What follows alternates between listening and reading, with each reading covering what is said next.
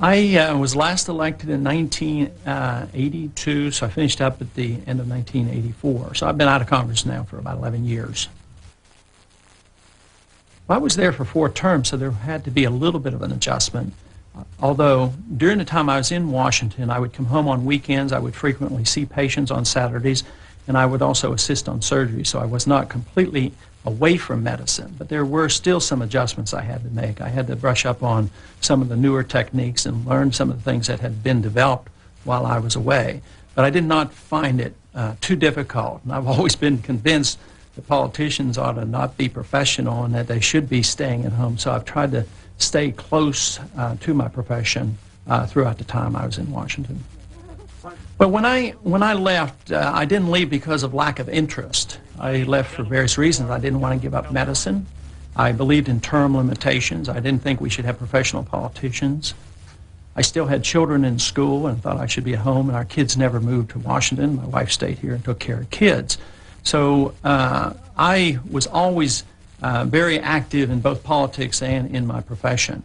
When I came back, I resumed my medical practice, and I've been doing that ever since. But I've also stayed active in education.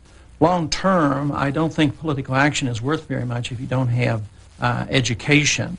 And so I continued with my Economic Education Foundation, the Free Foundation, which was started in 1976. So that's been very active. And actually, in the last several years, we've been doing some video work in an educational manner. We did 14 different 30-minute programs on video. But along with that, I also put out a political type of business investment newsletter. It sort of covered all these areas. And it covered a lot about what was going on in Washington and financial events, and especially some of the monetary events. Since I had been especially interested in monetary policy, had been on the banking committee, and I'm still very interested in that subject, that this newsletter dealt with it. This has to do with the value of the dollar, the pros and cons of the gold standard, and of course the disadvantages of all the high taxes and spending that our government seems to continue to do. I haven't really missed being in Congress, because when I go to Washington, I keep thinking, you know, boy, how does anybody put up with this? And even when I watch C-SPAN and watch Congress in session, you know, it isn't like, boy, I wished I were there, because there's a lot of headache and heartache going on. And yet I love dealing in the ideas. I love dealing with economic activities and subjects. And I really haven't missed anything, because I've been able to participate in all these things by helping through education and other things. But to actually miss it, to miss what they think is glamorous about Washington, no, absolutely not. Because actually, you know, if I had stayed, my seniority would have permitted me to be a committee chairman by now. And I don't envy that position, because that had never been my goal. My goal has been trying to change policy in a serious manner, rather than just to obtain and exercise political power. That does not attract me in any way at all. I've been out these 11 years and have maintained this interest in economics, and also I've watched what's going on in Washington. And last year, it certainly was very encouraging to see a lot of new young members coming in that have been very determined to do something about the mess that we're in.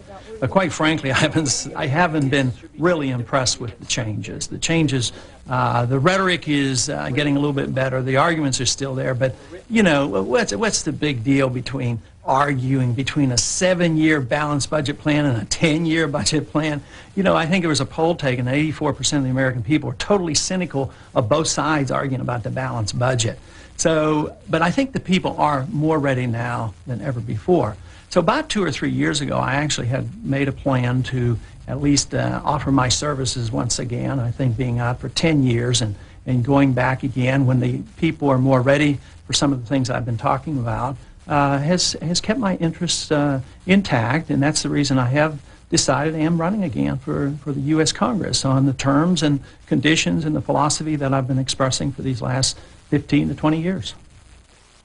Some former members of Congress have the right answers, and they went with the right purpose and left under good conditions and went back home.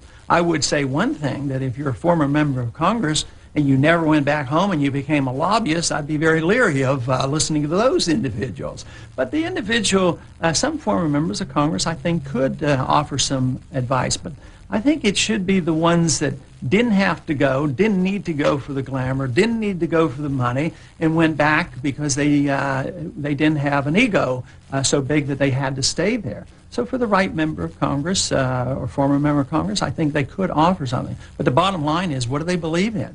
You know, if you're a member of Congress, or if you're a former member of Congress, or a teacher, and you believe in the principles that our founders put into the Constitution, if you believe in the American philosophy, then I would say we should listen to them.